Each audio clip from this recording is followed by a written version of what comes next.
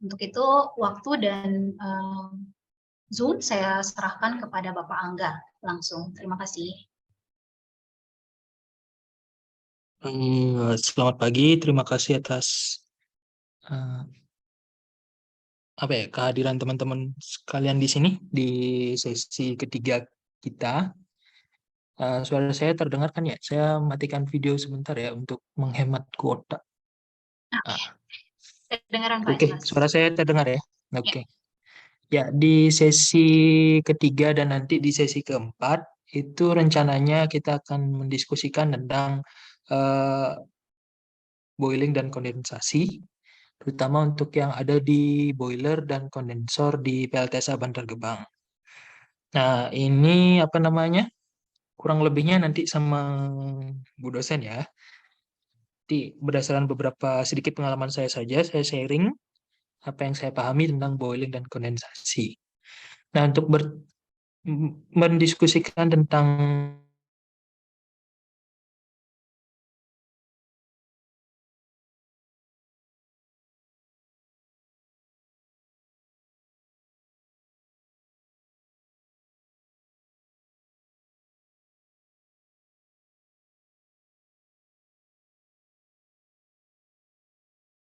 referensi yang Recording saya in dapatkan di progress. internet seperti ini.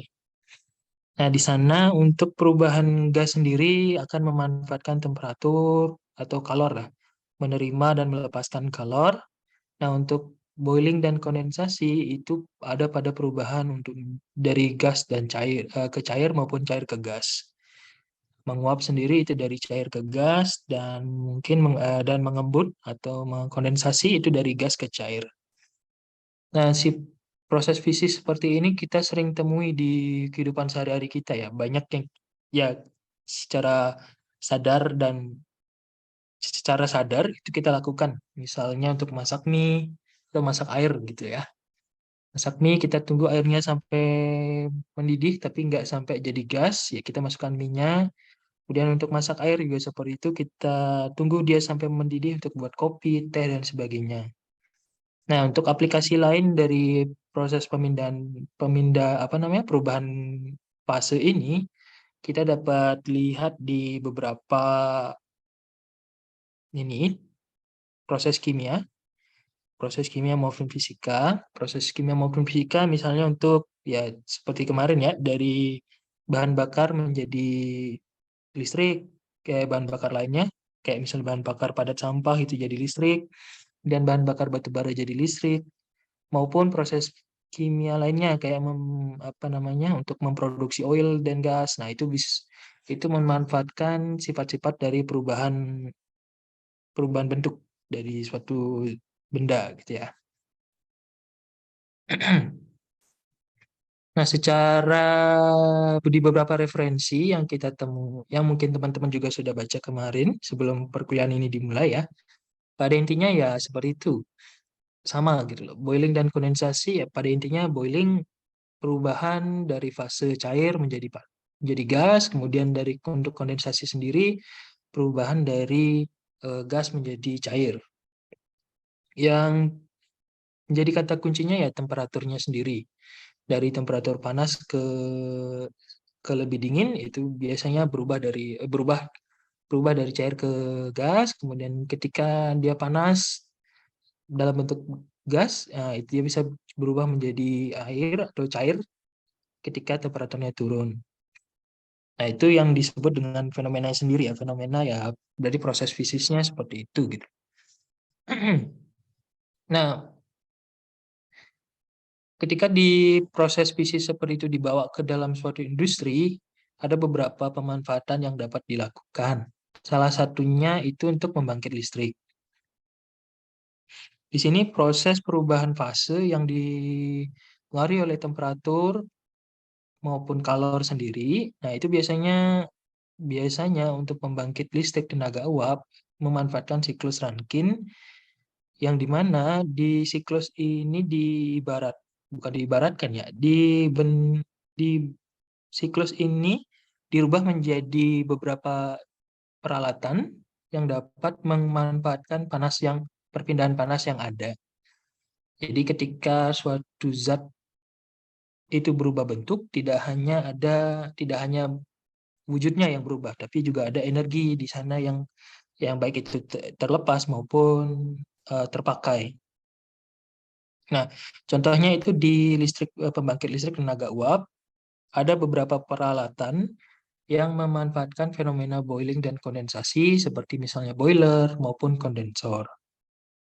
Seperti itu. Nah, di beberapa pembangkit listrik itu siklus yang dipakai bukan hanya siklus Rankine biasa.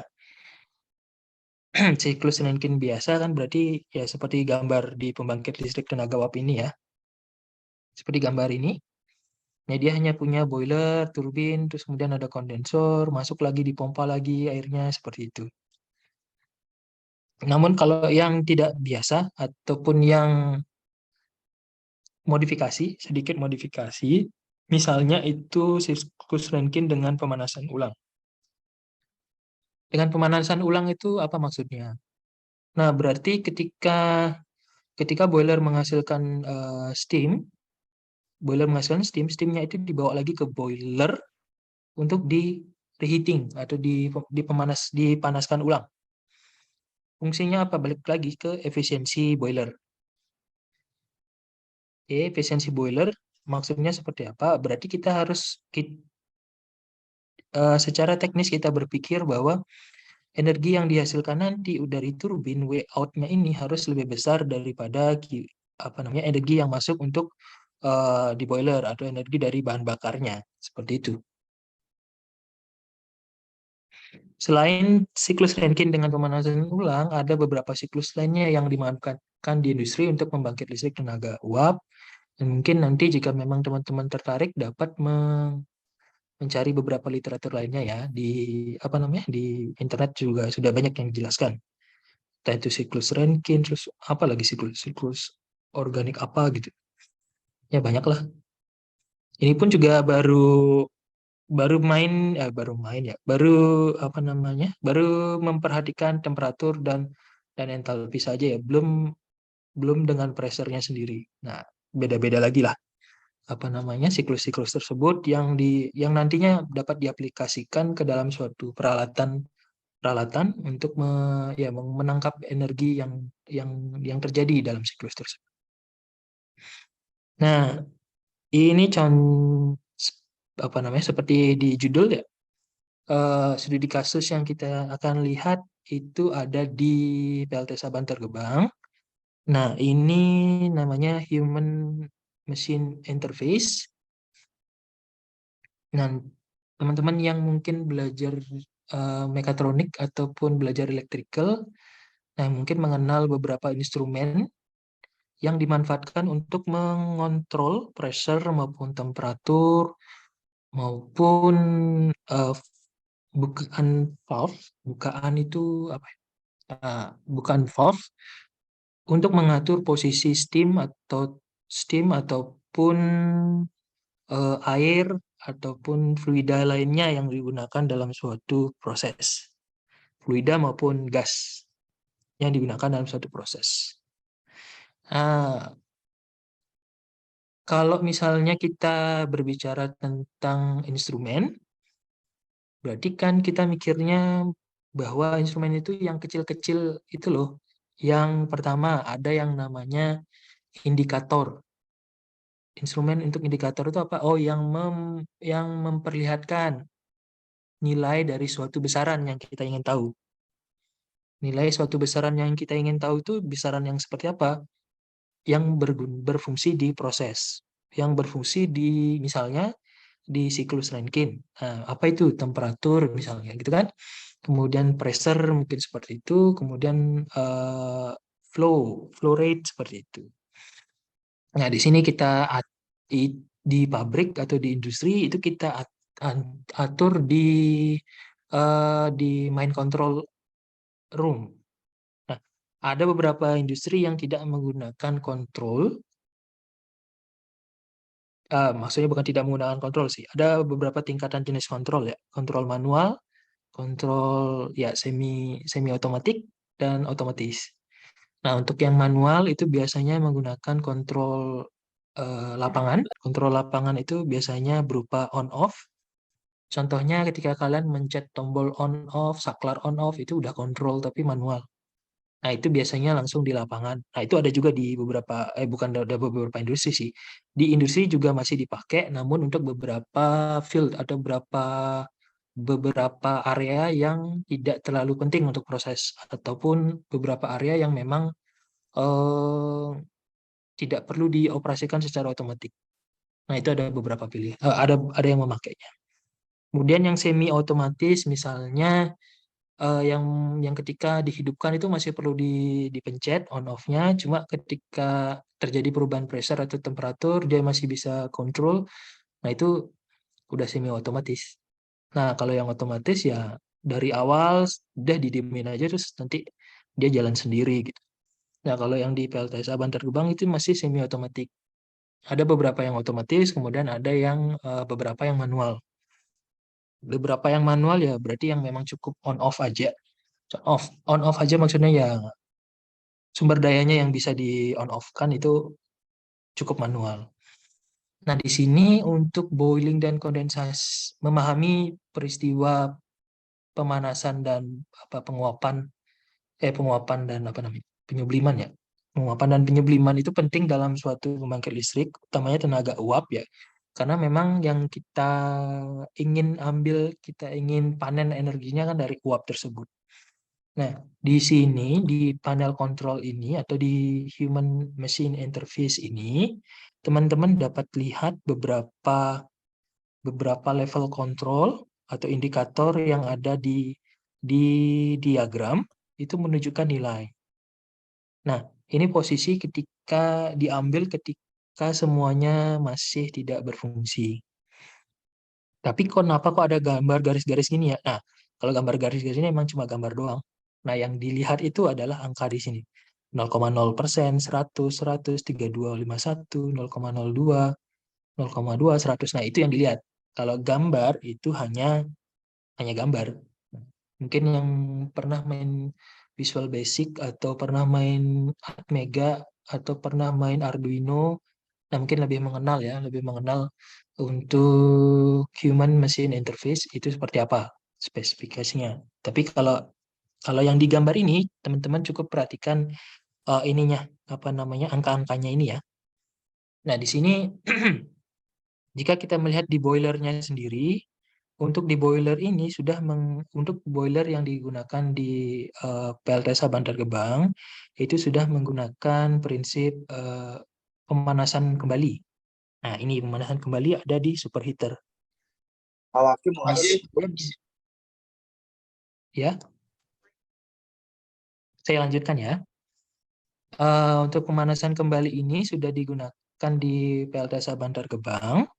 Nah, untuk preheating ataupun superheater juga bisa berfungsi sebagai pemanas awal. Jadi airnya bisa masuk dulu ke pemanas, kemudian baru dikirim ke boiler untuk dipanaskan kembali oleh panas dari furnace. Nah, furnace yang kemarin kita lihat itu tidak hanya sebatas di gridnya itu ya. Furnace itu panjang, besar, dan lebar, menyesuaikan dengan volume udara dan volume bahan bakar yang dimasukkan ke dalam furnace. Nah, itu panasnya tidak hanya ada di bawah, dia akan terus terbawa ke atas. Di sini terjadi fenomena penguapan air. Seperti itu. Nah, nanti kita akan coba, setelah kita mengenal sedikit tentang boiling dan kondensasi, nanti kita coba baca lebih dalam mengenai human machine interface ini untuk proses penguapan air ya yang di boiler. Oke. Untuk proses penguapan sendiri tidak hanya di generator uap atau tidak hanya di boiler ya. Ada beberapa contoh lainnya untuk proses penguapan. Kalau beberapa literatur menyatakan bahwa evaporasi, distilasi, dan penghasil uap. Penghasil uap itu ya boiler tadi ya. Kemudian untuk evaporator sendiri, teman-teman mungkin lebih tahu ya, PTM. untuk para operator yang ada di mobil itu juga intinya untuk menukar panas. Nah, kemudian untuk distilasi sendiri, kalau yang distilasi ini lebih ke memperhatikan titik didih dari beberapa zat.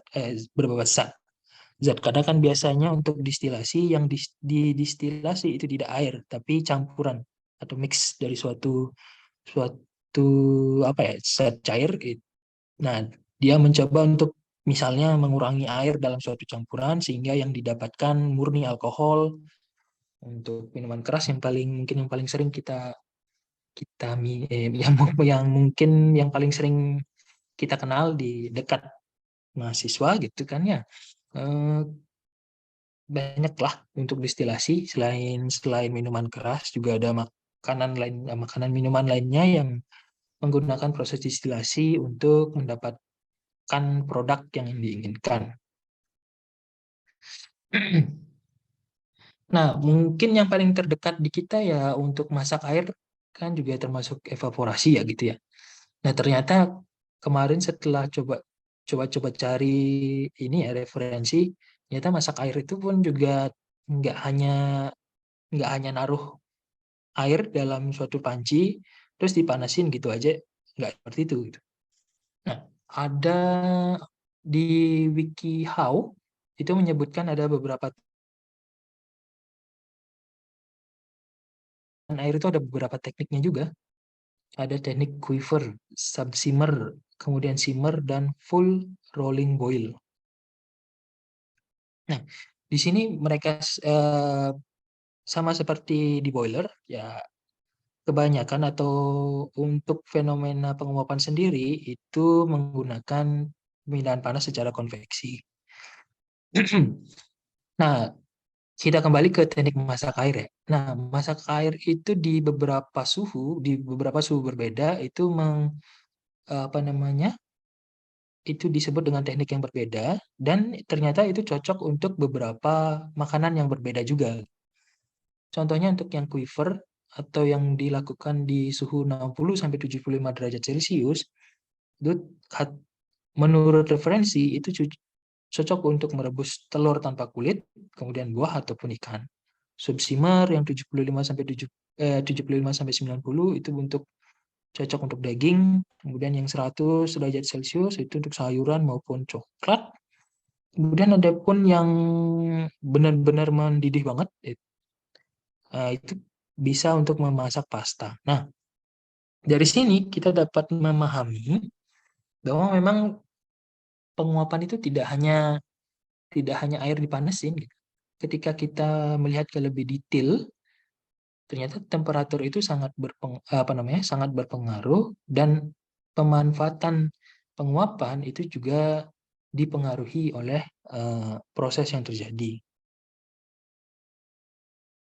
Nah, untuk jenis-jenis penguapan yang ada pada beberapa literatur disebutkan bahwa penguapan dapat terjadi pada aliran air yang statis maupun bergerak. Ketika aliran air tersebut eh, berada pada suatu tempat yang statis atau stagnan atau suatu reaktor yang diam seperti di panci gitu, nah itu disebut dengan pool boiling. Kemudian ketika penguapan itu terjadi pada suatu suatu aliran air yang terus-menerus seperti di uh, tubing atau di pipa, nah itu disebut dengan flow boiling.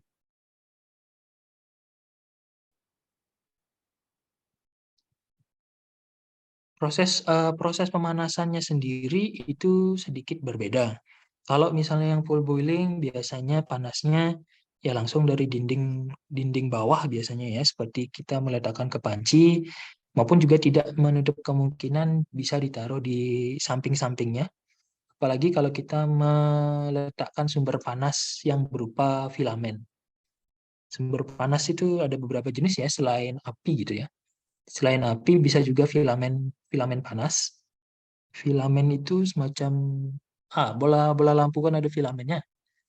Dia kan berkejar berpijar, kemudian dia menghasilkan cahaya. Kalau yang lampu pijar ya. Nah, filamen lampu itu ada ketika menggunakan material lain seperti besi ya, besi itu apa gitu kan, tetap dia ada di listrik, namun juga mengeluarkan panas. Nah, mungkin teman-teman ada yang pakai heater tangan itu, heater yang ada filamen tangan itu. Nah, itu heater yang melingkar itu juga bisa ada bentuknya yang lembaran, sehingga bisa diaplikasikan di dinding suatu reaktor. Nah, itu bisa sama sih, tergantung sumber sumber ininya, sumber sumber panasnya. Nah, untuk di apa namanya? Untuk klasifikasi dari boiling fenomena itu, kalau yang ini apa namanya, dibedakan atas gerak fluidanya, statis maupun bergerak. Kemudian ada juga yang dibedakan berdasarkan temperaturnya. Temperaturnya sendiri dibedakan. Nah, ada yang dinamakan subcool boiling dan saturated boiling. Nah, di sini kata kuncinya adalah saturasi temperatur atau temperatur penguapan lah gitu ya. Nah, kalau melihat ini mungkin teman-teman agak susah ya, agak susah memahami apa sih saturasi temperatur. Nah, kebanyakan itu kita menggunakan pemahaman lewat fase diagram seperti tadi yang perubahan zat. Ada kan diagram perubahan zat yang gas, padat, dan cair. Nah, ini gas, padat, cair namun khusus untuk air. Namanya fase diagram of water atau fase dalam air. Perbedaannya apa gitu? Ada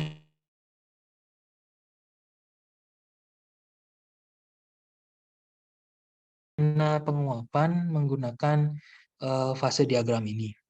Yang kita bahas di sini bukan penguapan saja jadinya.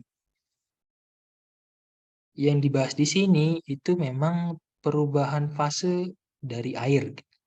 Nah, ini kenapa penting? Karena hampir semua industri itu menggunakan air ya.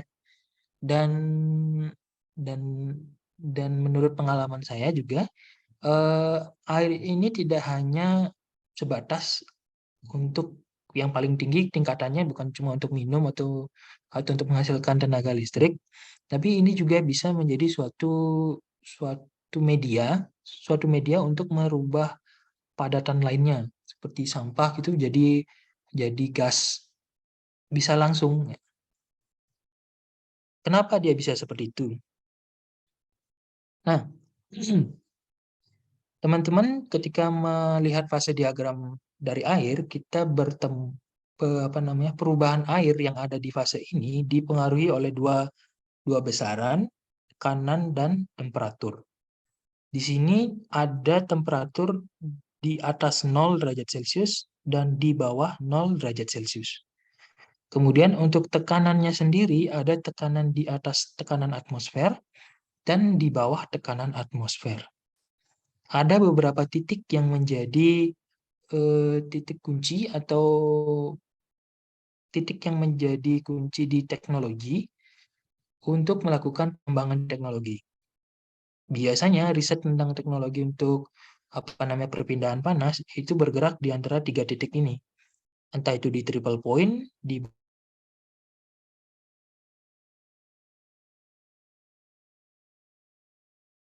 boiling point ya, karena kita belajar tentang boiling fenomena, kita lihatnya di boiling point aja. Di boiling point, nah ini ada yang namanya saturated line. Nah, di bawah saturated line ada area superheated steam. Kemudian di atasnya ada area liquid. Jadi, di boiling point sendiri hanya ada 2 perubahannya. Perubahan jadi dari liquid dan atau menjadi superheated steam maupun sebaliknya. Nah, steam yang dihasilkan itu dapat dihasilkan dari titik boiling point sampai di critical point. Sepanjang garis saturated ini, kita dapat menghasilkan steam. Ketika lebih jauh, itu nanti bahasanya bukan superheated steam lagi, tapi supercritical steam. Nah, fungsinya untuk apa? Di pembangkit listrik tenaga uap, yang dicari adalah air dalam area superheated steam. Oke, air dalam area superheated steam di mana pressure-nya lebih dari 374 derajat Celcius. Kenapa? Ketika di superheated steam lebih dari 374 derajat Celcius dan tekanannya udah tinggi 22,1 megapascal ini, tidak ada liquid dalam uap air tersebut, dalam steam tersebut. Ketika di bawah itu, di bawah 374, uap airnya masih mengandung liquid.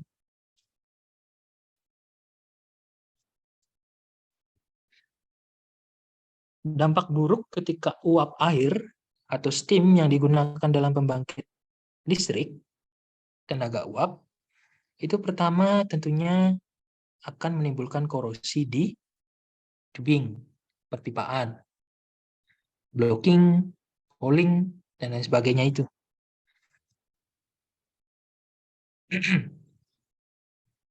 Kenapa? Karena kan ketika ada liquid, dia masih mengandung oksigen. Nah, oksigen bereaksi dengan besi.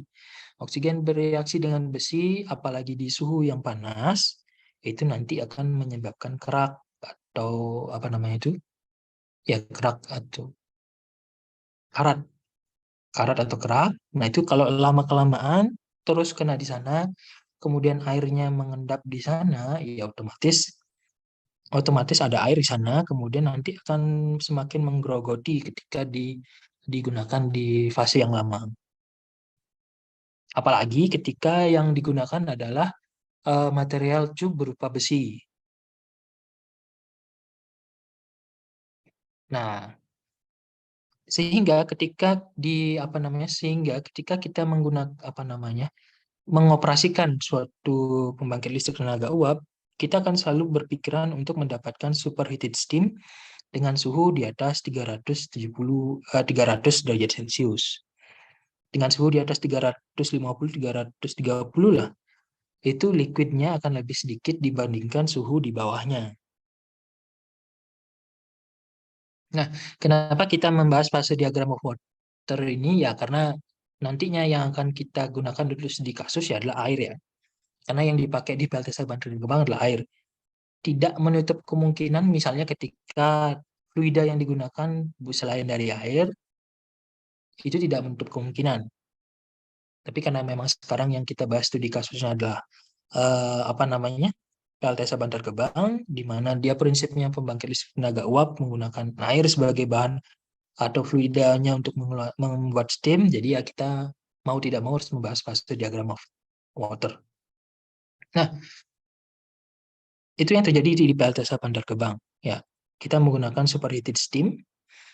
Nah, apakah kita bisa menggunakan steam dalam supercritical? Jawabannya bisa.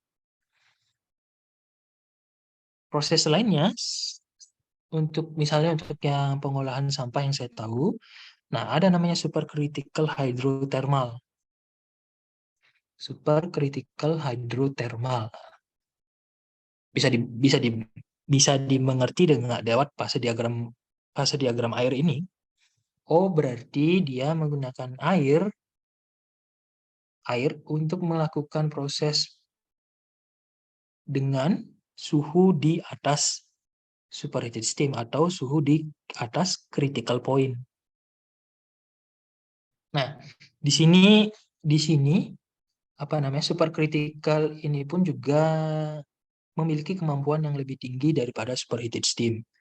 Kemampuan dalam artian dia mampu memecah memecah senyawa ataupun molekul yang lebih padat. Nah, jadi kalau sampah padat dikenain supercritical atau berada dalam proses supercritical, nanti dia bisa langsung terurai.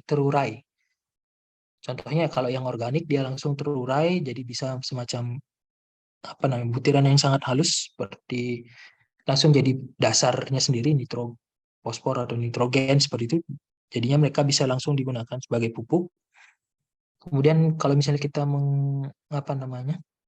menggunakan supercritical sendiri, itu diibaratkan beberapa bisa juga diaplikasikan di gasifikasi, supercritical gasification.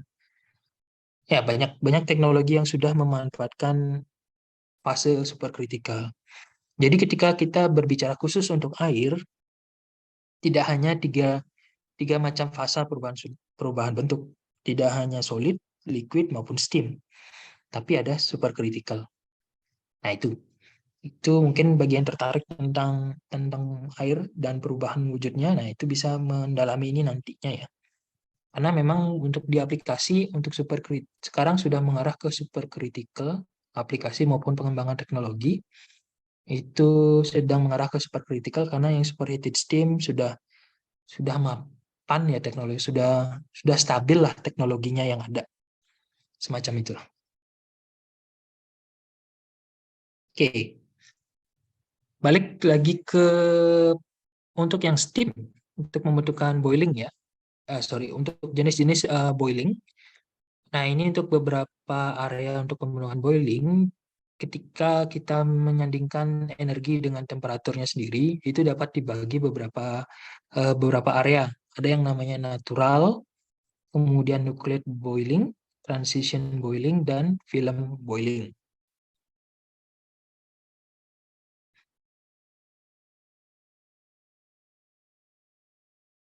Nah, apa itu natural konveksi?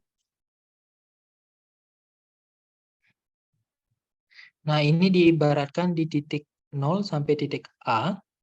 Nah, ini natural konveksi, ini ya konveksi pemanasan secara konveksi, secara natural ya, alami, di mana panasnya berpindah dari dari dinding reaktornya ke air. Nah, ini terjadi peningkatan panas di dalam air secara perlahan. Dilihat dari slope grafiknya ini sangat landai seperti ini ya. Nah, di dalam sini ini masih setengah-setengah. Ya, penguapan masih terjadi sedikit gitulah ya. Kemudian lanjut ke nucleate boiling. Nah, ini persamaan dari literatur. Nanti mungkin bisa dikaji ulang. Kalau yang di nucleate boiling ini berlangsung dari titik A sampai titik C, di mana di sini sudah terbentuk gelembung-gelembung. Kalau kita panasin air kan ada gelembung-gelembungnya. Kemudian semakin membesar seiring dengan meningkatnya energi yang ada di dalam air tersebut. Nah, akibat dari adanya gelembung-gelembung tersebut, ya, panas akan merata ke seluruh bagian, karena dari gelembung tersebut juga membawa panas, pecah, terus kemudian menyebarkan panas, sehingga panasnya lebih homogen ke seluruh seluruh reaktor. Kemudian untuk transisi boiling, nah di sini di transisi boiling ini terjadi ketika dia sudah mencapai titik kritisnya dalam penguapan. Nah, di sini ibaratnya udah hampir habis nih airnya, udah nggak ada lagi yang bisa nggak ada lagi area atau wilayah untuk pemanasan ulang. Nah, di sini dia terjadi penurunan panas ya, dan kemudian mencapai di titik D sendiri. Nah, dari titik D-nya ini, di titik D, kemudian dia karena kan ketika pemanasan itu kita tetap memberikan panas ya. Nah, yang terjadi malah tetap terjadi panas, namun panasnya digunakan untuk memanaskan bukan airnya lagi, cuma lapisan lain di reaktornya yang dipanaskan. Nah, sedikit tentang pemanasan tersebut, mari kita balik ke boiler yang ada di PLTSA Bantar Gebang. Teman-teman bisa kita kembali memperhatikan yang di sini, yang di Human Machine Interface ini. Nah, air akan masuk itu dari sini, dari feed water tank. Jadi feed water tank itu adalah sebuah tangki air, tandon air untuk proses penguapan di dalam boiler. Kemudian air yang di dalam tandon akan dipompa, kemudian dia akan dimasukkan ke superheater dulu. Ya, mungkin terlihat apa tidak?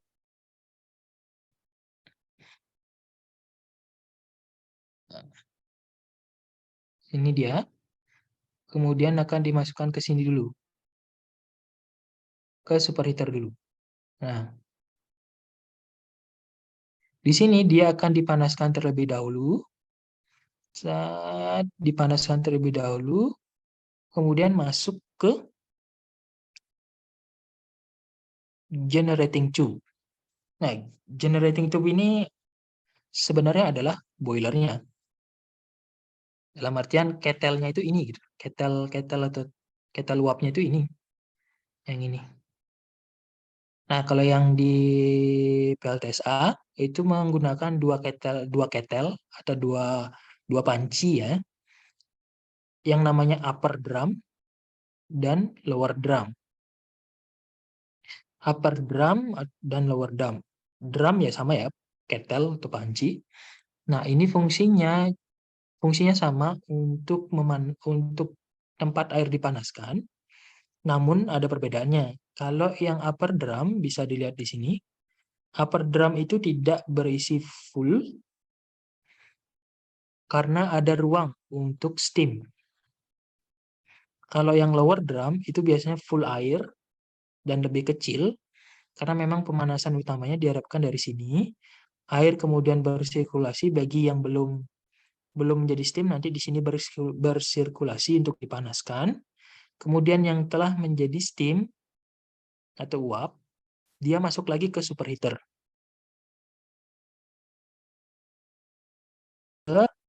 Nah, dan kemudian dia akhirnya dibawa balik ke turbin.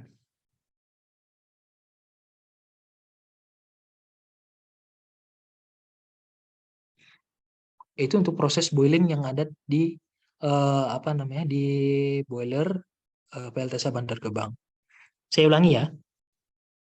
Air itu masuk dari tangki air. Kemudian dia masuk ke superheater terlebih dahulu. Di superheater dia dipanaskan dahulu. Panaskan dahulu ya berarti dia dapat panas. Untuk air di tangki itu biasanya kan dia suhu ruangan ya. Suhu ruangan, kemudian masuk ke sini, ke superheater. Superheater ya suhu di furnace berapa? Kalau misalnya 800, ya dia kena panas 800 di sini. 800 di sini. Nah, dari 30 ke 800 nanti dia berapa dapat panasnya. Kemudian baru masuk ke boiler. Nah, di sini dia dipanaskan secara sirkulasi terus-menerus. Airnya dipanaskan terus-menerus di sini. Kemudian steamnya yang keluar dipanaskan kembali di superheater. Tujuannya apa? Untuk mencapai 370 itu atau 330 lah. Kita masih kasih kelonggaran ya. Biasanya kelonggaran untuk temperatur ya 50. Karena temperaturnya sekarang memang susah naik, susah turun gitu. Nah, kita kasih kelonggaran seperti itu, kemudian kita pastikan dia di atas 330 sehingga dia siap dibawa ke turbin untuk memutar turbin. Kalau oke. Nah, ingat lagi ya, ini 330, 370. Nah, berarti dia akan punya pressure sekitar 22 megapascal. Dengan pressure sebesar ini, 22 megapascal, maka dia bisa memutar turbin. Intinya kita perlu steam dengan pressure yang tinggi untuk memutar turbin. Pressure yang tinggi didapatkan di superheated steam dengan suhu ini, di atas 337. Gitu ya prosesnya di sini.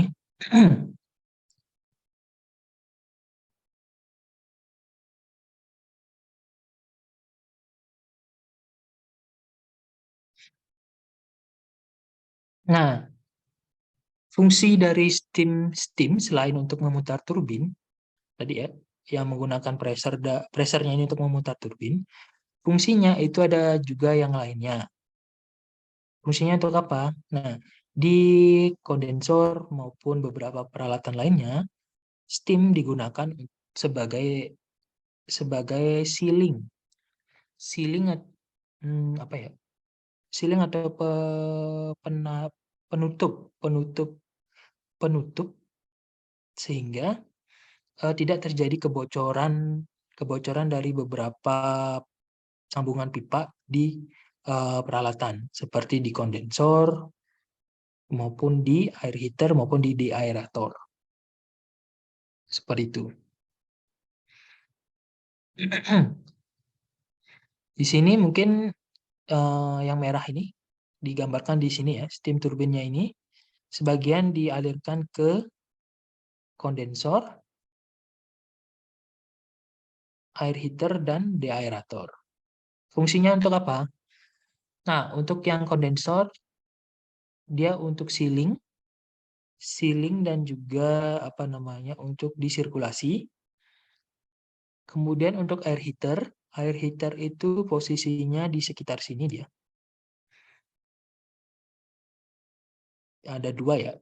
Di sini kita pakai primary dan secondary air. Nah, steam to air heater ini berfungsi untuk memanaskan udara yang masuk. Oke, kenapa udara perlu dipanaskan terlebih dahulu? Ya, karena yang masuk adalah udara, bukan oksigen. Bukan oksigen murni ya, jadinya dia perlu dipanaskan dahulu. Pertama untuk mempercepat pembakaran yang ada di dalam, terus kemudian untuk mengurangi material-material yang tidak diperlukan, yang kemungkinan akan menggumpal di filter sebelum masuk ke furnace. Kemudian steam juga difungsikan untuk operasional di deaerator. Deaerator ini apa? Deaerator ini untuk mengurangi kandungan oksigen dalam dalam air. Ya, kan kandungan oksigen dalam air. Emang air ada oksigennya? Ada. Makanya ada ikan yang bisa hidup di air kan, karena ada oksigennya. Nah, itu terkadang ketika kita olah dengan water treatment, entah itu sudah pakai chemical maupun filtrasi gitu kan, maupun nanofiltrasi gitu.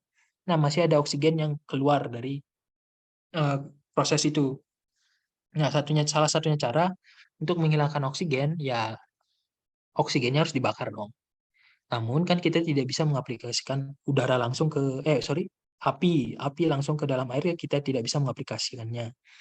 Jadinya apinya itu diganti dengan panas. Dapat panasnya dari mana? Dari steam. Nah, steam itu diaplikasikan ke deaerator sehingga air yang sebelum masuk ke boiler, dia masuk dulu ke deaerator. Nah, di deaerator dia mengurangi kadar oksigen yang ada di dalam air. Fungsinya apa? Untuk melindungi nih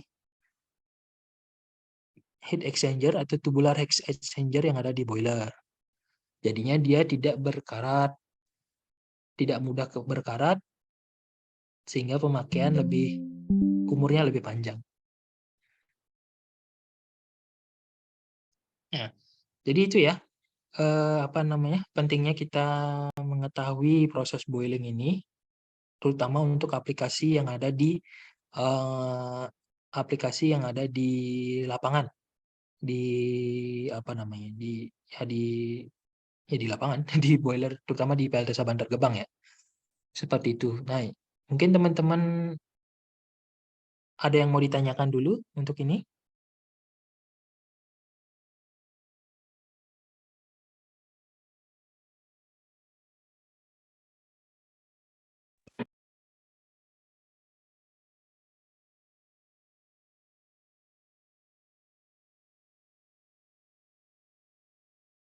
Oke, mungkin silakan Mas Muhammad Salvatore.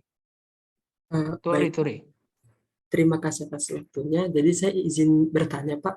Jadi fasa yang menuju ke steam turbin itu kan setelah dipanaskan, apakah masih dalam bentuk cair atau uap, Pak?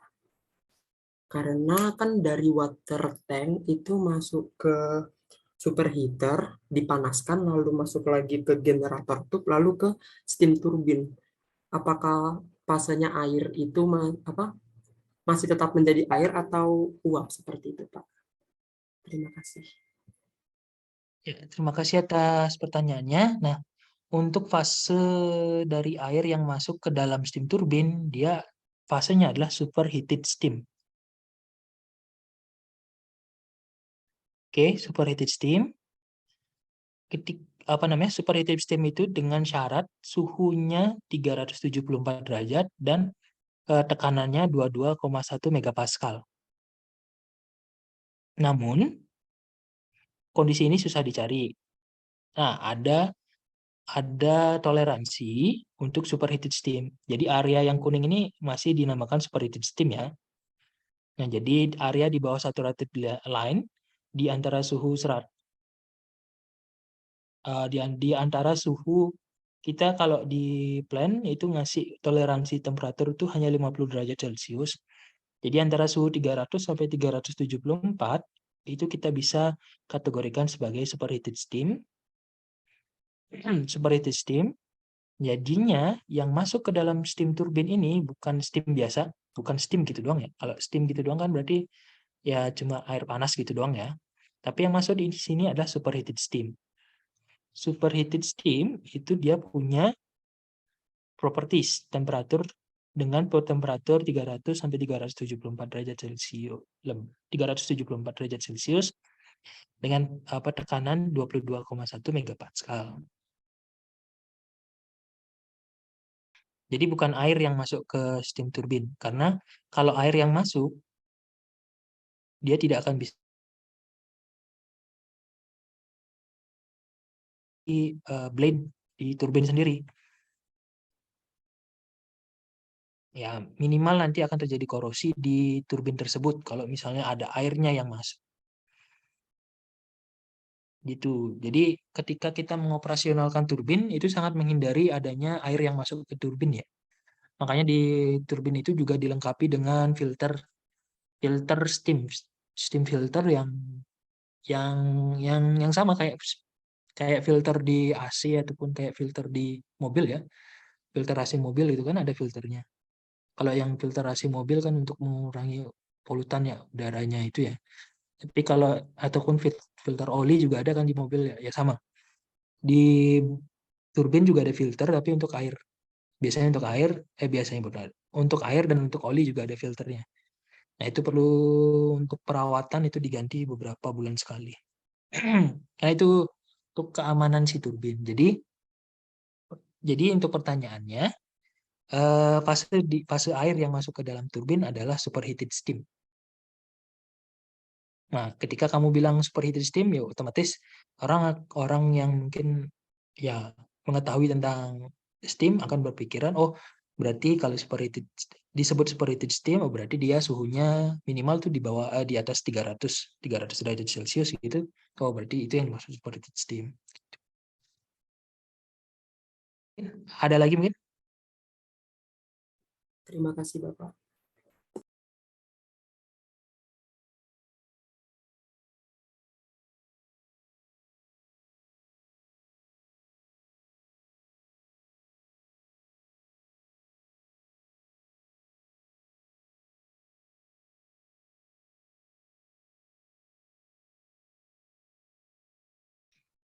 Iya, jika masih menyimpan pertanyaannya, kita lanjutin dulu ya. Oke, Namun sebelumnya ini, oh ya nanti mungkin mohon diingatkan sedikit waktu untuk kita membahas tugas besar perpannya ya. Di saya ini dulu. Mungkin ya 10 menit sebelum kita selesai, mohon diingatkan.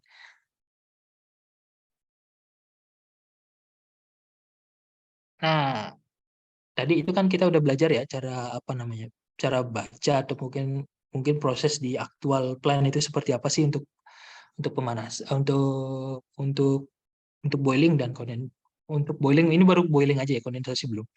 Untuk boiling, nanti kondensasi kita masuk ke sini nanti. Tapi nanti sebelum kondensor ya, saya nanti coba juga bahas tentang turbin. Karena mereka jadi satu gitu, berdampingan gitu.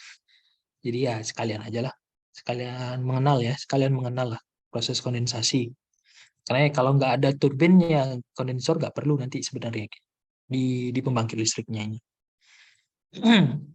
Nah, sekarang kita masuk ke boiler. Case tadinya langsung ke boilernya sendiri.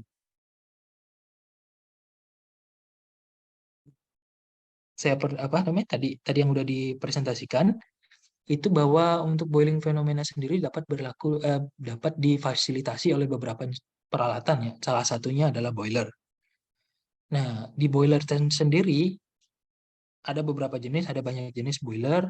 Namun pada intinya mereka yang dipentingkan dalam aplikasi adalah ya efisiensi boiler. Efisiensinya berapa sih gitu. Biasanya pertanyaannya seperti itu.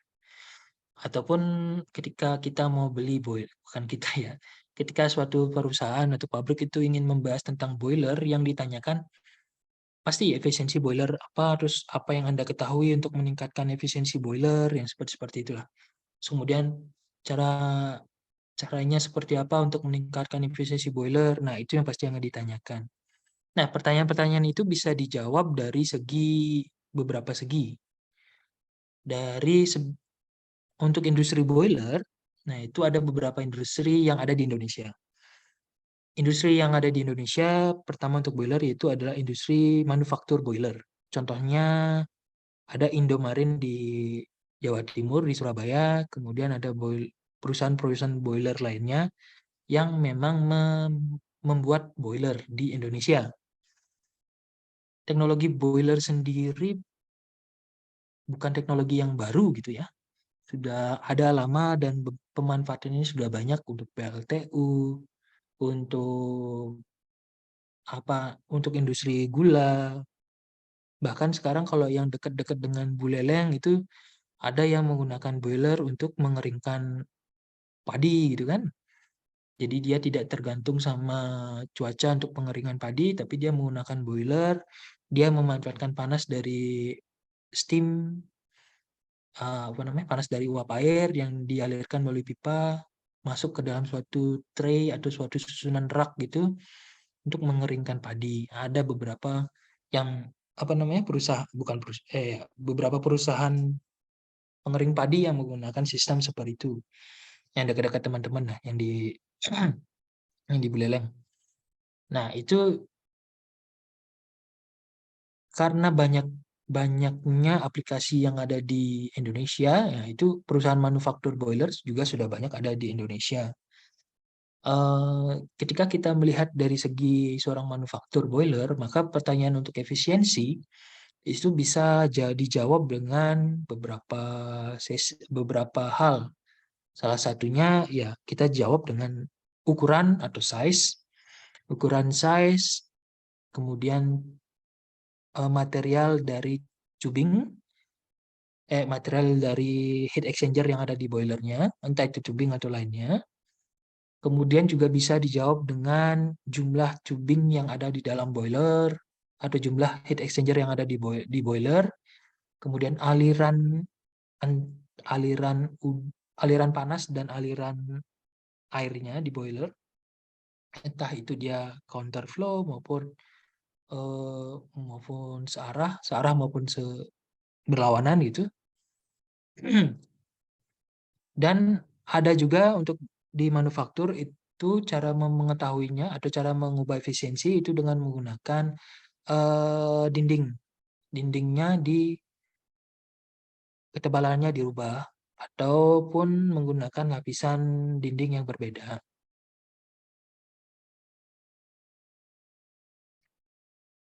Apakah suara saya terdengar? Agak kurang kenceng kalau di aku nggak.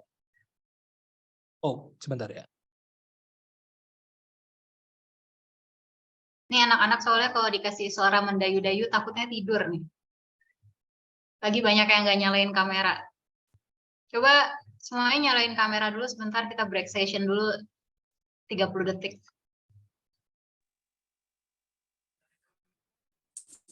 Baik, Bu.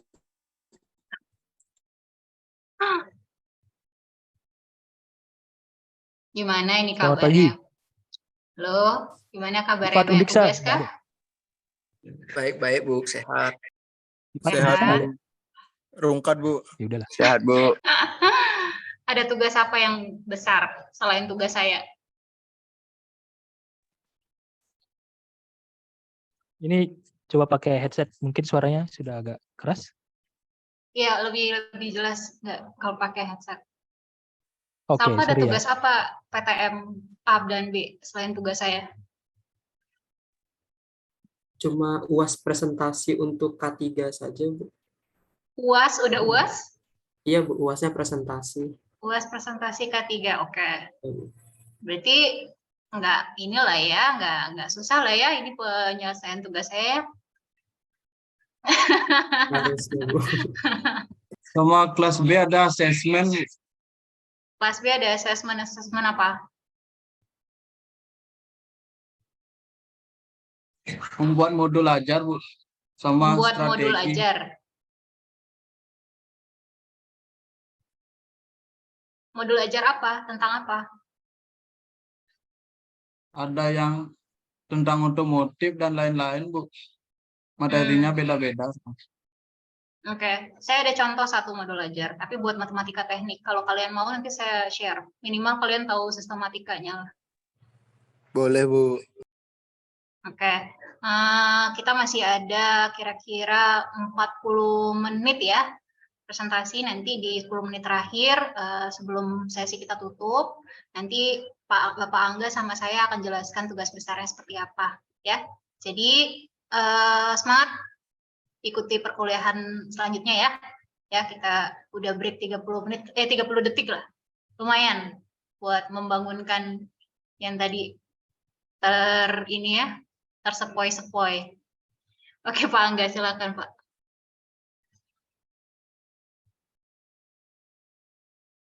Oke, terima kasih. Padahal suara saya nggak mendayu-dayu perasaan. Enggak, Pak. Monggo dilanjutkan. Oke. Kita masuk ke studi kasus boiler mungkin. Nah.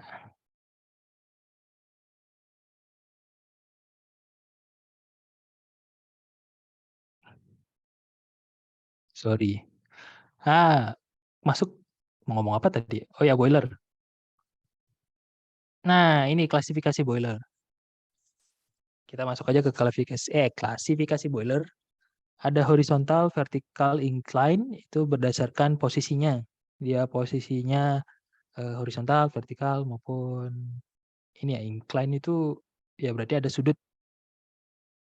Ada sudut di boilernya. Ini Babcock-Wilcox boiler.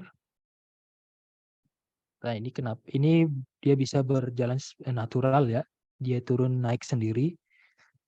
Kalau yang ini menggunakan menggunakan panas di sini. Ini biasa. Ini adalah lokomotif boiler. Lokomotif yang menggunakan panas. Nah, di sini ada coal atau bahan bakarnya dimasukkan dari sini, kemudian dibakar. Nah, ini heat exchanger-nya dia perpindahan panasnya ada di sini. Sini ya. Nah, ini ada air, kemudian ada panasnya yang masuk ke dalam rangkaian heat exchanger di sini. Sini menggunakan tube heat exchanger. Nah, kemudian di sini untuk vertical boiler, ini biasanya ada di beberapa furnace yang ada di industri. Nah, ini sama juga. Fuelnya masuk di sini, kemudian juga ada udara yang masuk di sebelahnya. Kemudian tube-nya sendiri itu dia vertikal. Nah, airnya ada di sebelahnya maupun di dalamnya. Itu bisa, nanti tergantung posisi airnya. Kemudian berdasarkan flow dari fluida yang ada di dalam boiler dibagi jadi dua, yaitu fire tube maupun water tube. Fire tube itu artinya berarti tubingnya itu berisi panas. Kalau water tube berarti tubingnya berisi air, panasnya di luar. Kalau yang ini panasnya di tubing, airnya di luar, di reaktornya. Entah itu reaktornya bentuk sirkular maupun bentuk yang lain. Tapi kalau yang ini kayak yang di boiler PLTSA. Jadi airnya masuk ke tubing kemudian dipanasin seperti itu. Nah, kayak di PLTSA kan ya, ada dua boiler gitu, boiler atas sama boiler bawah. Kemudian klasifikasi boiler lainnya berdasarkan pressure. Balik lagi ke tadi ya, pressure diagramnya. Nah, ini akibatnya apa? Akibatnya tidak semua boiler itu dapat difungsikan untuk memproduksi superheated steam. Karena boiler yang memiliki pressure di atas atau bisa mencapai 22,1 megapascal ini enggak terlalu banyak gitu. Atau bahkan ada yang lebih kecil. Lebih kecil di mana dia memang boilernya tidak difungsikan untuk superheated steam. Ya, untuk pemanasan biasa saja gitu. Yaitu apa namanya? Klasifikasi boiler lainnya ada berdasarkan bahan bakar yang dimasukkan, solid, liquid, gas, elektrik, maupun ada untuk spesifikasi boilernya dengan number of tube dan untuk yang A5 ya, single tube dan multi tube boiler.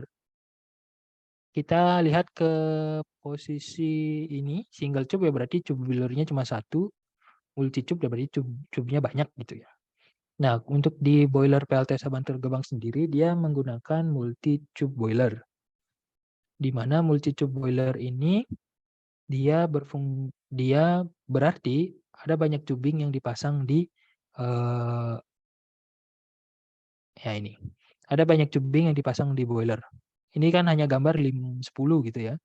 Cuma aslinya di dalamnya dia jaraknya lebih kecil dari ini. Nanti mungkin di pertemuan berikutnya akan saya perlihatkan jarak antar tubingnya sendiri ya.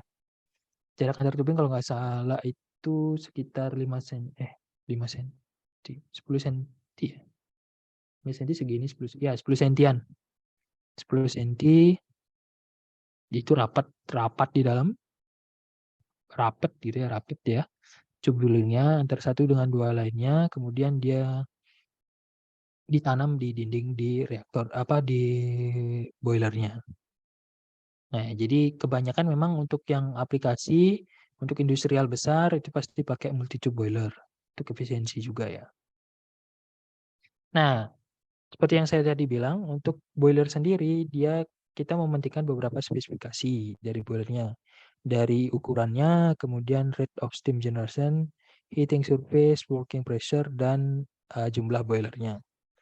Nanti ini yang akan menentukan harga jual boiler, kemudian boiler ini cocok untuk industri apa. Ya, itu yang menentukannya nanti. Nah, oke, untuk boiler sendiri yang tadi, spesifikasi yang tadi disebutkan itu jika kita memandang sebagai seorang pembuat boiler maker ya. Nah, sekarang kalau kita berbicara sebagai seorang pengguna boiler. Nah kita biasanya yang paling penting yang kita ingin tahu ataupun kita ingin kaji ya paling ini ya efisiensi boilernya. Nah, untuk efisiensi boiler sendiri diukur dengan metode langsung maupun metode tidak langsung.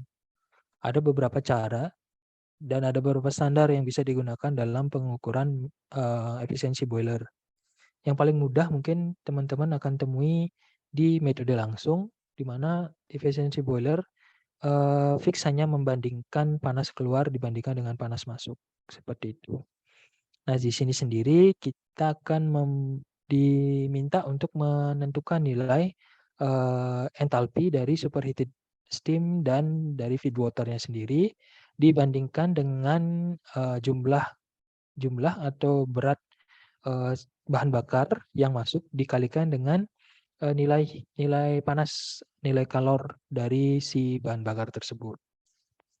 Nah, di sini saya coba memberikan contoh untuk efisiensi boiler di PLTSA Bantar Gebang. Nah, untuk di PLTSA Bantar Gebang ini saya pakai contoh sedikit data operasional di tanggal 28 Mei 2021. Di PLTSA Bantar Gebang itu kita bisa dapat data detail karena kita memiliki beberapa instrumen indikator instrumen seperti steam temperatur, kemudian steam flow. Nah, itu kita bisa dapat data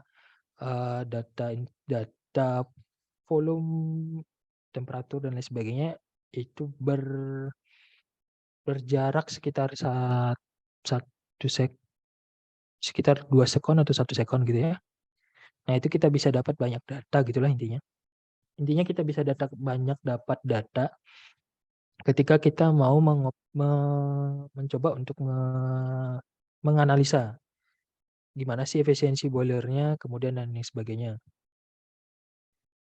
Untuk di data sendiri, di sini di grafik saya tampilkan data tanggal 28 Mei 2021.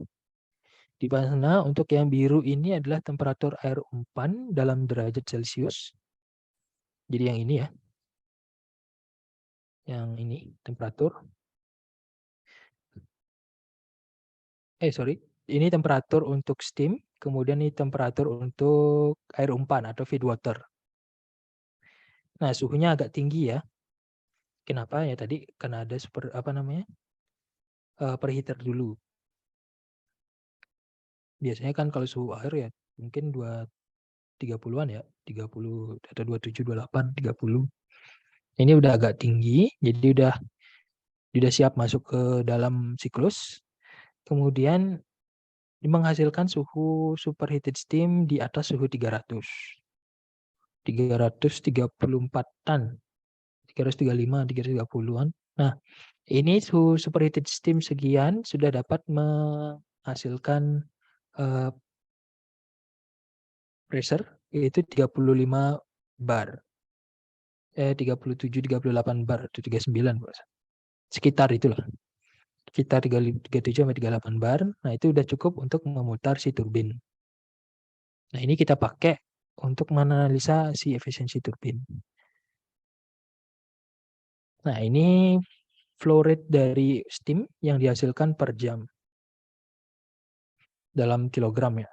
Jadi kalau dalam ton ya berarti sekitar 3 ton. 3 ton per jam itu dihasilkan, ini nilai rata-rata ya. Ini kan tadi datanya itu diambil per sekon. Kemudian dirata-ratakan per jam dapatnya sekian lah. Nah, ini fluktuasinya. Nah, teman-teman yang perlu digarisbawahi, di sini terlihat ya, steam pressure sama steam temperatur itu dia berfluktuasi. Kemudian kalor yang dilepaskan itu juga berfluktuasi. Artinya apa? Pengolahan sampah itu untuk proses pemanasan atau di boiler sendiri itu tidak bisa dikonstankan dengan mudah gitu. Atau tidak bisa linear dengan mudah. Kenapa?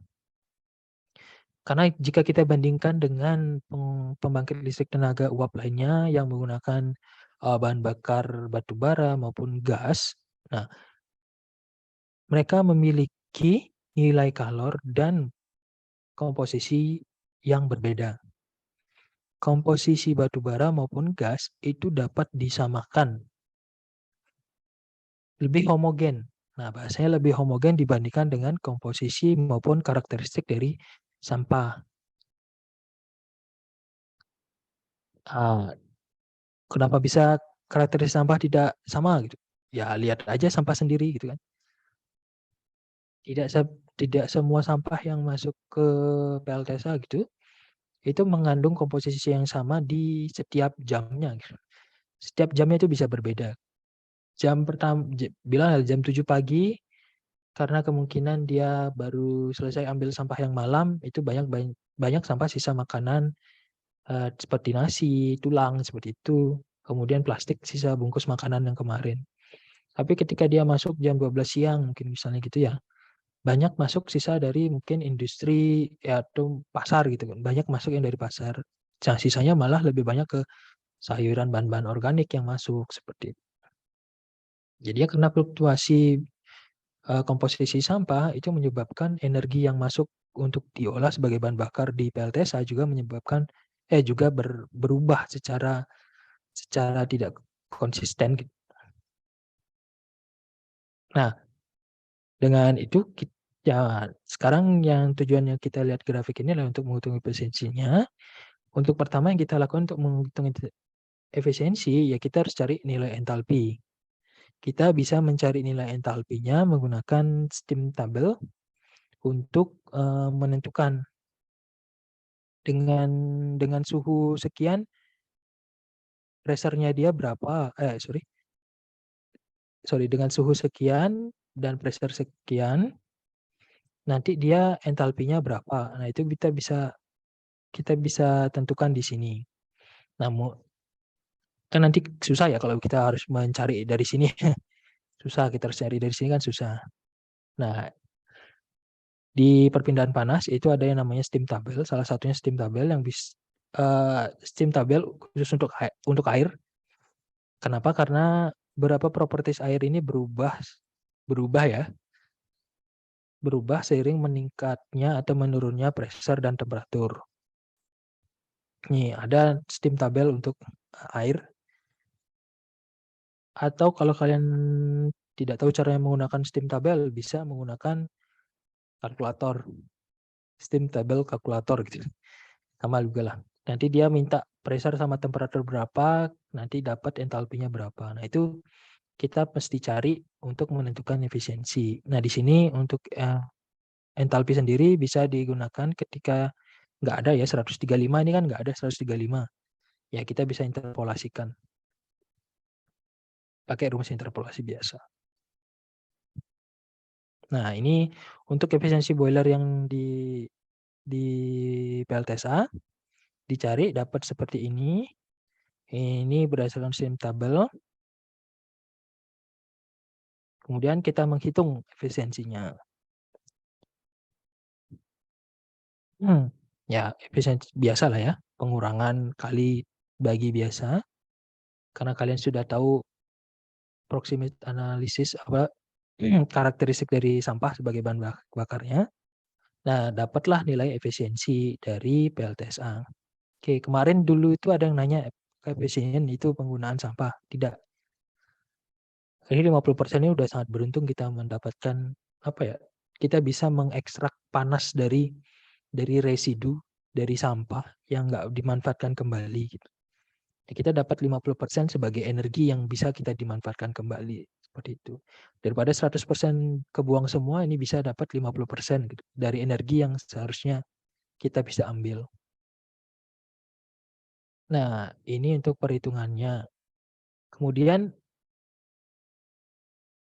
sebelum kita lanjut ke pembahasan ini ya, pembahasan tugas besar. Nah, di sini untuk sesi ketiga saya pengen teman-teman mencoba untuk menghitung efisiensi boiler menggunakan metode langsung. Di mana di sini ada 2 kasus yang bisa dicoba. Kasus pertama temperatur steam meningkat. Jadi dia di sini steam temperaturnya dia naik 300, 310, 320, 330, 340. Tapi meningkatnya perlahan ya. Terus kemudian dibandingkan dengan nilai kalor sampah yang meningkat. Dari 1000, 1100, 1200, 1300 dan sebagainya. Nah, ini coba dihitung efisiensi boilernya menggunakan metode langsung, dan dari sini coba teman-teman bandingkan. Kemudian Apa sih kesimpulan dari kasus ini, kasus 1 dan kasus 2? Apa sih perbedaan antara temperatur sistem meningkat dengan nilai kalor sampah meningkat untuk efisiensi boiler sendiri? Nah, ini hubungannya nanti teman-teman akan mengetahui pentingnya nilai kalor dan juga pentingnya perpindahan panas yang ada. Kalau nilai kalor kan di sini diibaratkan dari LHP-nya, kemudian di sini perpindahan panasnya ya dari sistem temperatur. Nah, kemudian kalau memang masih punya waktu luang gitu ya, ada waktu luang daripada main Mobile Legends gitu kan ya, cobalah. Nah, misalnya efisiensinya cuma 50%, apa sih caranya untuk meningkatkan efisiensi boiler gitu. Kalau dari sistem temperatur gimana sih caranya untuk menjaga sistem temperatur? Kalau untuk dari nilai kalor, gimana sih caranya untuk meningkatkan nilai kalor? Atau mungkin bahan bakar lainnya dari apa sih yang memiliki nilai kalor yang lebih tinggi? Nanti coba dijelaskan jika ingin menjelaskan di kuis tersebut ya. Demikian. Terus untuk kuisnya ya, seperti biasa nanti kuisnya dikumpulkan, tapi karena ini hitung-hitungan ya mungkin minggu depan juga nggak apa-apa sebelum kita sesi 4 atau sesi terakhir. Nah, sebagai itu kan untuk efisiensi itu lebih ke sebagai si pemakai ya, operasionalnya. Kalau misalnya teman-teman sebagai manufaktur, biasanya kalian akan melihat di tubingnya atau heat exchanger-nya sendiri di boiler. Nah, pada boiler kebanyakan akan menggunakan tube exchanger. Nah, di sini untuk tube heat exchanger sendiri karena multi tube heat exchanger untuk mencari energi balance maupun mass balance-nya juga agak riwah gitu ya. Nah, sini saya pakai contoh sedikit hanya beberapa tube dan dengan jarak yang 1-2 meteran kalau nggak salah. Kalau ditekuk gini ya jadi 2 meter, 3 meter.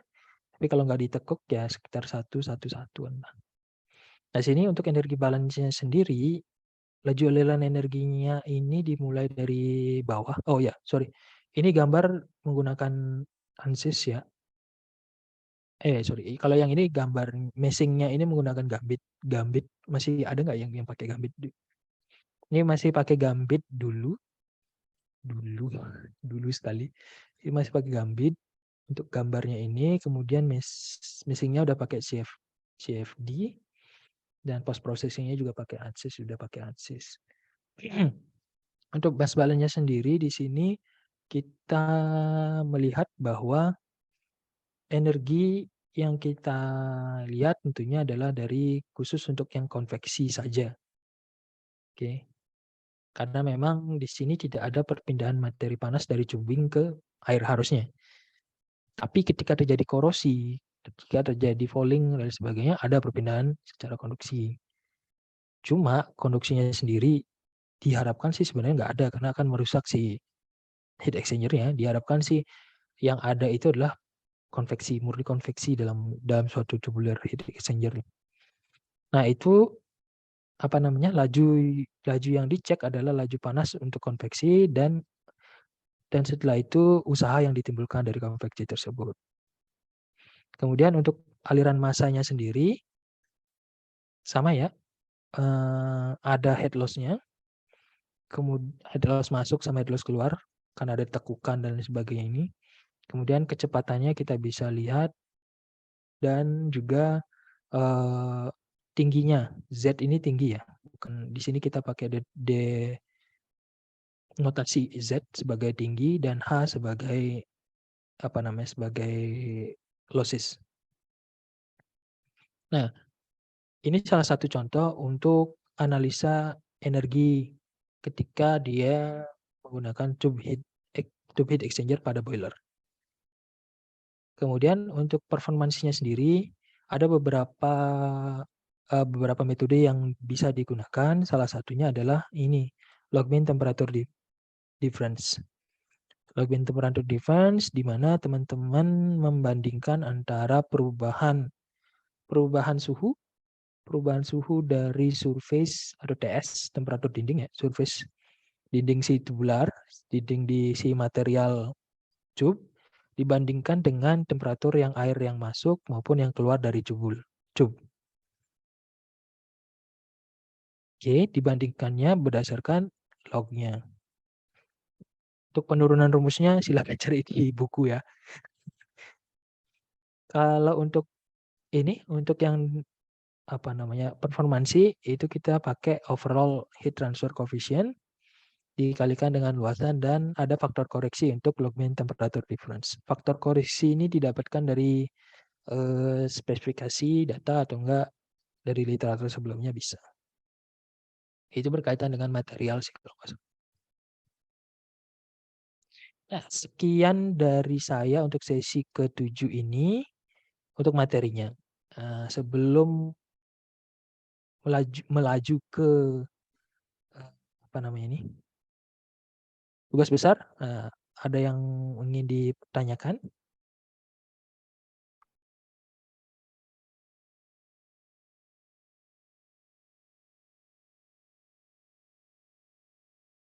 Kalau nggak Jika ada, tidak saya ada, nih kita saya yang nanya nih Pak Angga. Oke, siap Bu Nov. Ya, kalau lihat dari efisiensi ya Pak tadi.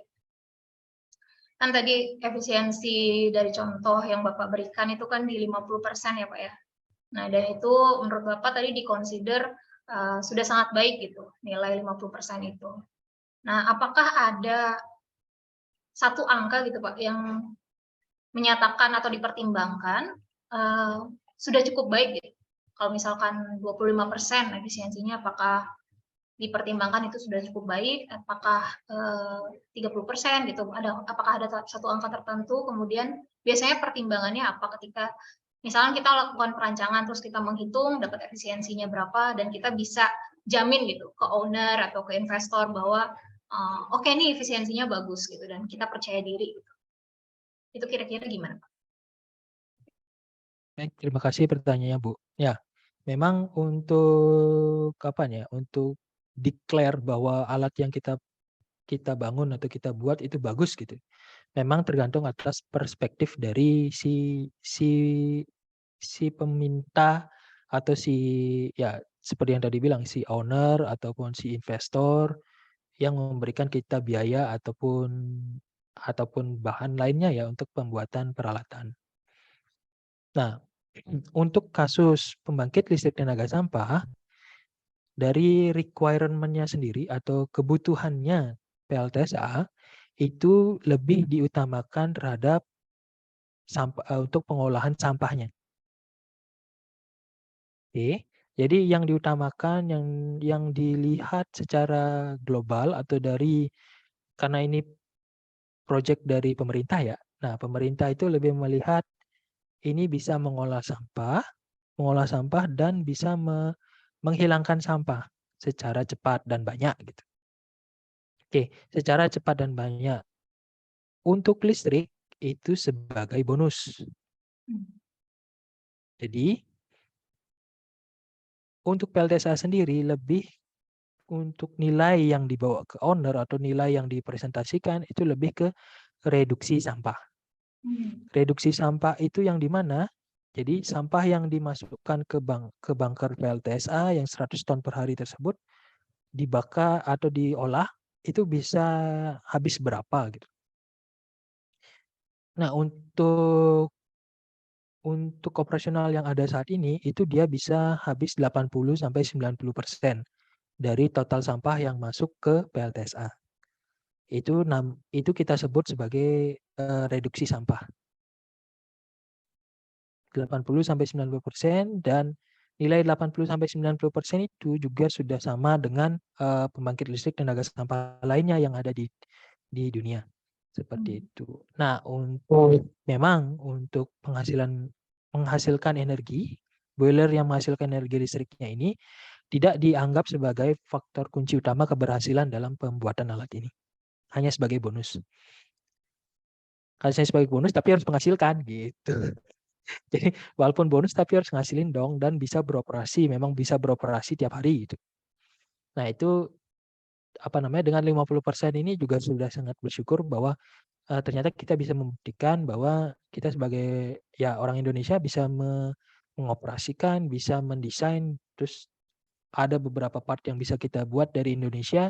Itu ada banyak hal yang dicapai dalam pengoperasian PLTSA Bantar Gebang ini. Sekian Bu Nov, jawaban dari saya.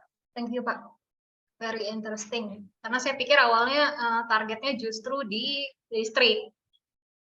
Ternyata di pengolahan Iya. sampahnya ya, di titik beratkannya. Oke, memang akhirnya pun di tahun lalu nama PLTSA-nya dirubah menjadi PISEL. Pengolahan sampah menjadi energi listrik gitu. Pembangkitnya itu nggak digembar-gemborkan lagi. Kenapa? Karena kan identik ya, pembangkit listrik tenaga sampah berarti identiknya ya listriknya bukan sampahnya Betul, gitu. betul. Berapa sih listriknya yang bisa dihasilkan? Nah, itu identiknya dari nama gitulah. Dari namanya harusnya listrik dong. Tapi setelah iya, ini akibat PLTSA Bantar Gebang juga. Setelah PLTSA Bantar Gebang dioperasikan, ada beberapa hal yang ya kenyataan yang dapat diambil gitu kan. Ya nggak bisa 100% untuk jadi energi listrik saat ini. Bisanya ya untuk mereduksi sampah. Oke, namanya ganti jadi PISEL. Terus kemudian kedua, fabanya atau bottom ash sama fly ash-nya bisa dicek apakah aman untuk lingkungan atau tidak. Ternyata aman. Habis dari kita mengoperasikan PLTSA, orang KLHK juga ngecek. Oke, TCLP bagus untuk lingkungan, bisa dipakai untuk konstruksi dan sebagainya. Nah, seperti itu. Memang nilai benefit dari PLTSA Bantar Gebang tidak hanya terletak pada listriknya sih. Jelas, Oke, Pak. Bu Nov. Kita lanjut ke yang tugas besar gimana, Bu? Silakan, Pak. Dari Bapak yang present atau saya? Saya hanya ini aja lah. Saya share screen aja. Oke.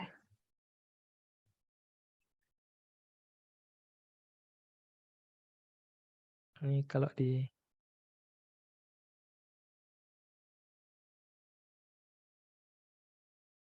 sorry. Oke, semuanya perhatian ya. Ini adalah tugas besar saudara-saudara untuk mata kuliah perpindahan panas ya. Jadi ini bersumber dari sesi joint teaching dengan Bapak Angga ya. Jadi tugas besar ini ditekankan pada saudara melakukan perancangan komponen, sistem, mesin dan atau ya. Jadi boleh salah satu proses mekanis. Ya, monggo Pak. Next.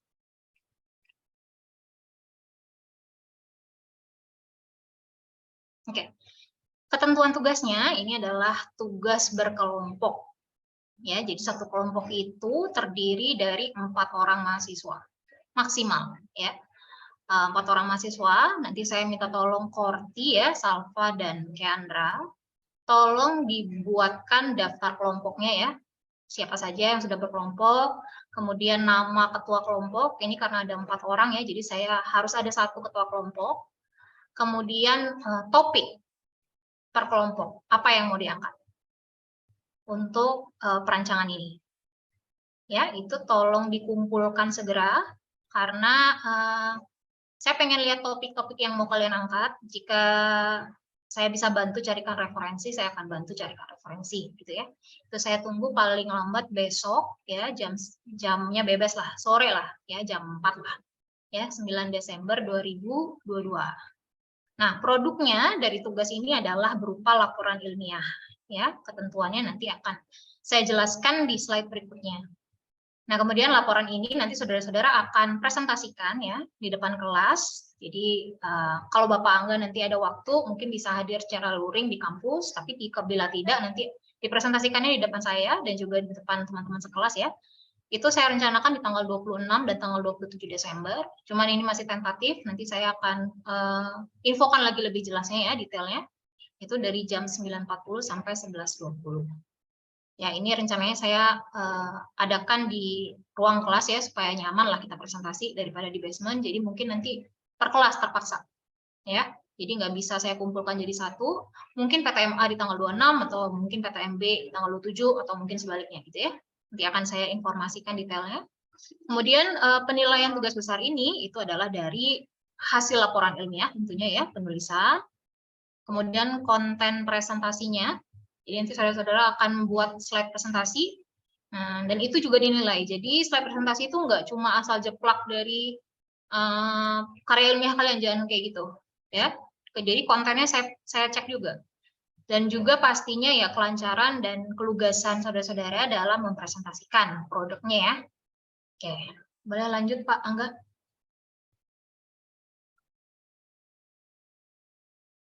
Oke, jadi kita bikin sebuah make believe situation ya. Jadi seolah-olah ini kita lagi berskenario lah. Jadi Anda itu adalah seorang engineer. Ya, Anda adalah seorang engineer, satu kelompok engineer dari satu perusahaan gitu ya. Kalian bikinlah nama perusahaan kalian gitu. Nah, kemudian kalian ditugaskan untuk merancang komponen sistem mesin dan proses mekanis itu sesuai dengan prosedur dan persyaratan teknis. Ya, dengan mempertimbangkan faktor ekonomi, sosial, dan lingkungan. Nah, itu kalian akan present ke saya dan Pak Angga ya, Pak Angga nanti ada waktu. Itu anggap kami adalah owner atau investor. Jadi bagaimana kalian mempresentasikan sebuah rancangan atau ide yang kalian ingin kami investasikan, gitu ya. Nah, ini contoh-contohnya bisa dilihat. Kemudian proses perancangan itu nanti Anda rangkum dalam sebuah laporan ilmiah. Jadi setelah presentasi itu laporan ilmiah dikumpulkan ke saya ya. Nah, kemudian ketua kelompok boleh berkonsultasi ya dengan saya ataupun dengan Bapak Angga, itu bisa melalui WhatsApp, komunikasi teks, atau kalau dengan saya bisa janji ketemu langsung di kampus ya. Nah, tapi diinfo lebih dulu, takutnya saya masih di Jakarta atau ada tugas keluar kota gitu ya. Oke. Kemudian ini untuk format penulisan laporan ya, jadi ada sistematikanya, ini silakan dibaca. Ada judul, nama penulis, kemudian abstrak, latar belakang, tujuan, metode perancangan, hasil, analisa, dan simpulan, dan juga tampilkan referensinya. Ya, ini sesuai saya berikan contoh ya dari Bapak Angga kemarin ada contoh jurnal, itu bisa dilihat sebagai guidance. Kemudian laporan ini ditulis sepenuhnya dengan bahasa Indonesia. Ya, jadi di contoh itu ada abstrak berbahasa Inggris, tapi untuk kalian tidak perlu. Cukup berbahasa Indonesia saja ya dan baku, namun harus menyertakan kata kunci atau keyword ya. Kemudian teknisnya ini fontnya pakai Times New Roman, ukurannya 11, kemudian marginnya rata kiri dengan spasi 1,15. Oke. Nah, kemudian untuk presentasi ya. Nanti Anda satu kelompok itu memiliki waktu 15 menit maksimal untuk mempresentasikan hasil perancangan. Jadi kita kan ada batas waktu juga ya, jadi maksimal 20 lah sama kalian persiapan maju ke depan, setting-setting laptop dan segalanya ya, tapi presentasi itu di 15 menit. Kemudian paparannya itu berupa PowerPoint presentation ya, dengan maksimal 15 slide, maksimal. Jadi maksimal 15 slide itu maksudnya satu slide tuh kalian 1 menit gitu buat present. Tapi maksimal. Jadi kalau misalkan 12 ya oke, tapi 16 enggak gitu ya. Kemudian pastikan saudara-saudara nanti presentasinya dapat dibagi dengan anggota kelompoknya ya, dengan porsi yang seimbang. Maksudnya porsi yang seimbang ini, mungkin ada bagian yang lebih padat gitu penjelasannya, atau lebih complicated gitu ya. Nah, itu satu orang. Nah, sisanya mungkin dia jelasin pendahuluan atau bagian yang latar belakang, yang kayak gitu. Mungkin dia lebih lama waktu bicaranya. Nah, tapi pastikan itu seimbang porsinya. Jadi ketua kelompok itu nanti yang membagi tugas. Pastikan semua orang dapat berbicara ketika presentasi. Tapi saya nggak mau cuma satu orang membuka, memperkenalkan nama kelompok, kemudian mengucapkan penutupan. Jangan kayak gitu. Jadi setiap orang itu harus menjelaskan materi. Gitu ya, bobotnya silakan dibagi oleh ketua kelompok. Kemudian karena ini settingnya adalah sebuah presentasi resmi ya, jadi kita buat seolah-olah ini resmi gitu. Jadi saya tetapkan sebuah dress code. Jadi saudara-saudara memakai baju kemeja berkerah ya, berwarna putih, kemudian celana panjang hitam berbahan kain, sepatu tertutup, Ya, boleh. Kalau ada pantofel bagus, kalau enggak pakai sepatu sport shoes juga nggak apa-apa. Kemudian pakailah jas alma mater kampus. Ya, seolah-olah saya ini adalah investor dari luar dan kalian merepresentasikan kampus gitu. Ya. Dan ini ancang-ancang lah kalian punya waktu untuk siap-siap karena kan nanti di semester 5 gitu nanti ada PPL. Jadi ini tuh spek dasar lah yang kalian harus punya dalam berpakaian ya. Dan ini presentasinya luring di ruang IKI atau di basement, mungkin itu kalau udah jalan terakhir baru di basement karena panas ya. Jadi nanti mungkin di IKI atau di CNC. Oke. Ada lagi nggak ya ini? Kayaknya udah ya. Oh, ini rubrik penilaian. Jadi kalian akan dicek kan penilaiannya kalian dari laporan ya, laporan dan konten presentasi itu silakan lihat di rubrik penilaian laporan. Kemudian di presentasi. Nah, ini ada beberapa aspek. Nah, ketika kalian menyusun laporan kalian, itu silakan refer ke sini, ke rubrik penilaian. Ya, kan paham ya cara bacanya ya, nilai paling gede itu di 4, misalkan di rubrik penilaian gitu ya. Nah, itu kejarlah. Jadi, buatlah penjelasannya dengan sistematis, latar belakang dan tujuan sesuai dengan topik gitu ya. Nah, begitu juga dengan presentasi. Kita ada aspek komunikasi. Gitu. Kalau kalian mau dapat skor yang tinggi, pastikanlah kalian berlatih sehingga komunikasi kalian menjadi sangat lancar. Ya, kemudian penyampaiannya juga sistematis. Kemudian kalian percaya diri dan antusias gitu ya. Ya, antusiasnya sesuai porsi aja gitu ya. Saya nggak mau yang dar-der-dor gitu ya, sesuai porsi aja. Nah, kemudian penampilan juga saya lihat dari dress code dan juga pembawaan kalian ketika present. Oke. Selanjutnya, Pak. Udah. You got this. Selamat mengerjakan. Nah, ada pertanyaan kah tentang tugas besar ini atau mungkin Bapak Angga mau menambahkan? Nggak ada, Bu. Semangat aja lah. Semangat aja lah. Ya, jadi ini kita anggaplah kalian berlatih menulis ya. Jadi kan udah belajar asesmen pendidikan ya sama Pak Edi.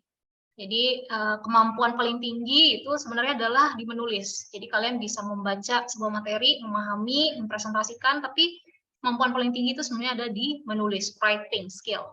Ya, jadi ini anggaplah latihan kalian menulis. Dan saya paham bahwa ini masih bentuknya skenario ya. Jadi ini masih di awal banget. Jadi jangan takut salah. Kalau salah ya nggak apa-apa, nanti kita perbaiki bareng-bareng.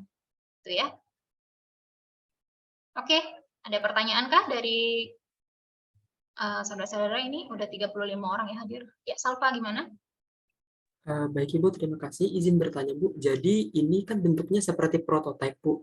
Nah, untuk alatnya berarti kayak desain gambarnya itu dari kita sendiri rancang gitu Bu ya? Boleh, ya betul. Jadi dia rancang dari dalam bentuk gambar aja, nggak usah jadi dulu. Kita ngomong awang-awang aja dulu. Baik Ibu. Jadi sekreatif mungkin. Terima kasih Bu. Oke, ada lagi?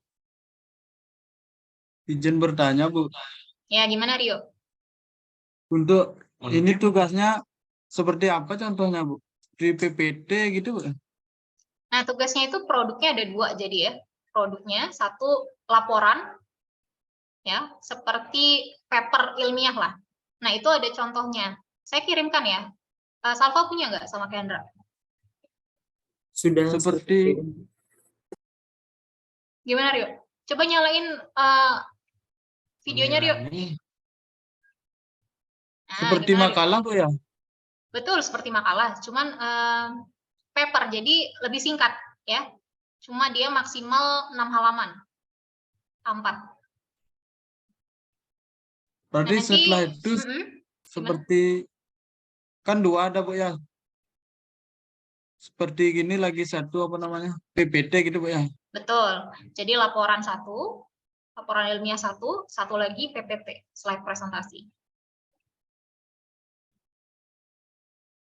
Gitu ya.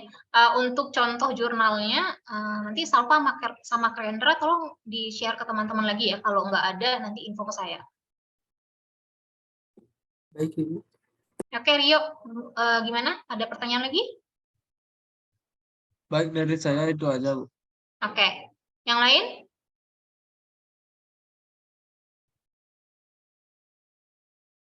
Ya, Yudi, gimana Yudi? Bu, izin bertanya Bu, untuk hasil perancangannya itu nanti berupa desain Bu ya, atau cukup dengan mengilustrasikan berupa penjabaran aja Bu?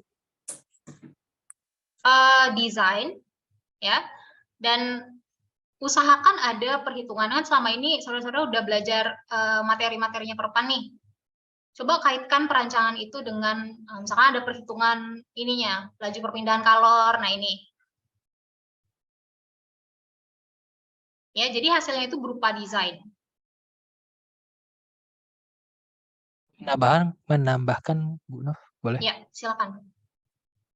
Ya, untuk paper ilmiahnya sendiri ya. Ya, ini mungkin contohnya yang kemarin di materi yang ada contoh ya. Kalau kalian mau bikin yang lebih bagus juga boleh.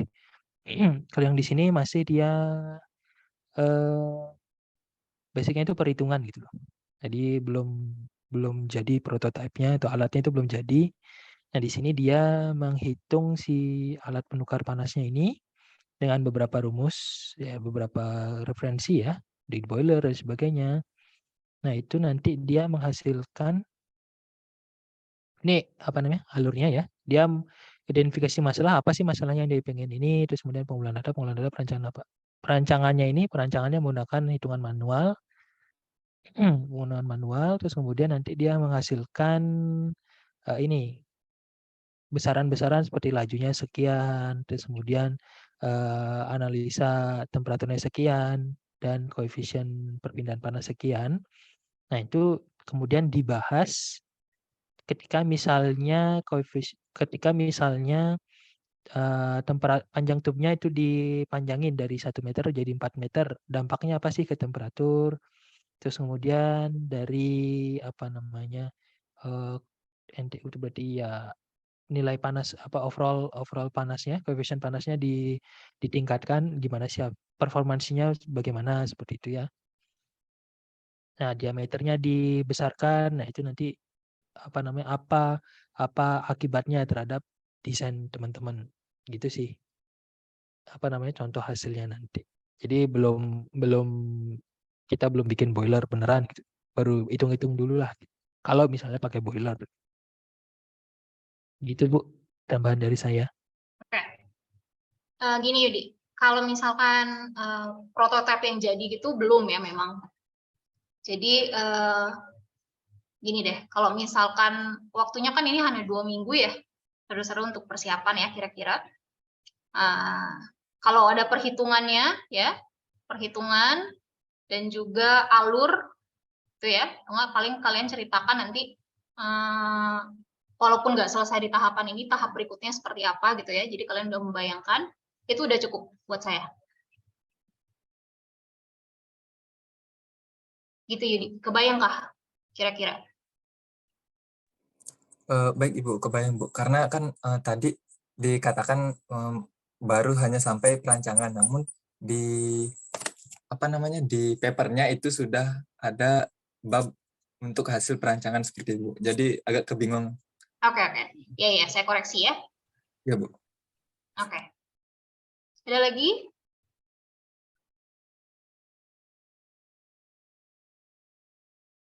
Ya, Salva.